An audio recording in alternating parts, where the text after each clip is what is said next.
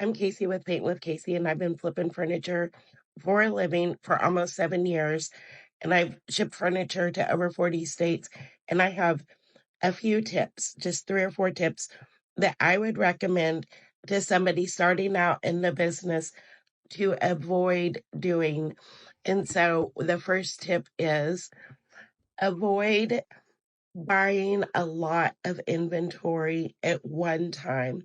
In my experience and the experiences of many other furniture flippers and artists is we love to buy stuff. But what happens is you begin sitting on a lot of inventory. It takes up valuable space and you still have the urge to keep going and buying and buying and buying. And what happens is you usually end up selling that a lot of times at very low price, just to move it out of your way to make room. Buy 2 or 3 pieces at a time, refinish them, get more pieces. My second tip is going into custom orders. That's been about 60% of my business over the years. So definitely a big income stream and one I'm really thankful for. But I have taken on some custom orders that did not suit me. People wanted things painted that were not in my style and not in my wheelhouse. And it was a struggle to get it done exactly how they wanted.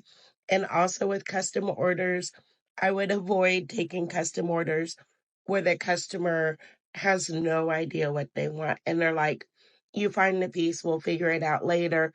That usually ends up to be a frustrating situation on both sides. So that's one thing to keep in mind when customers give me permission and say, here is, I like this type of style. I like these colors. Take it and run with it. That is the best possible outcome. On custom orders, I will paint like a portion of a furniture item, like a front door or a side, and say, here's the style, here's the color. Do you like it? And if they're like, yes, then I run with it. And I tell them, like, after this, you can't make changes unless there's a repainting fee. Or they'll be like, no, at that very beginning initial stage, like, actually, do you want to switch something up?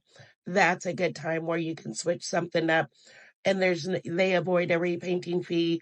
You get on track with their vision and what they have. And so the next thing and the last thing is buy better pieces. And I don't buy anything that is roadside or trash or just a not very well made piece that has a lot of issues or something that's made out of MDF that's not good solid wood. I hear sometimes comments people say, you're only supposed to paint trash. I don't deal in trash. I don't sell my customers trash. I never use the terms, but from trash to treasure, my customers, when they pay two, three, four, five, $6,000 for a piece of furniture, they don't want something that used to be trash. I buy high quality, good condition, solid wood pieces, usually with some flair or ornate detail, has a unique style. I would much, much rather sell one and work on and sell one piece for $4,000 or $3,000 than I would several pieces for $600. It takes up much less space in my room. It's easier in my shop. It's easier, a quicker time to complete. It's much less customer service, much less shipping arrangements. So while there is a little bit more investment at the beginning, the payoff of paying a little more for high quality, good pieces and that's very unique and very desirable. I mean, to me, they're kind of luxury pieces, and custom furniture is not a necessity. It's a luxury. So I try to operate at the higher end of that luxury, demographic. And so that's my recommendation. Don't stock up on too much inventory, and you know, be considerate with custom orders. Determine if it's a good match for you. Don't jump in. It's so exciting to in the beginning to like jump in. I remember one of my first custom orders, this super sweet young girl in the Northwest that bought their first home, and young lady, and she had no idea what she wanted. I ended up painting her armor like 4 or 5 different times, didn't charge her for it, and at the end, I'm not even sure she was happy with what she got. She said she was, but it lacked enthusiasm.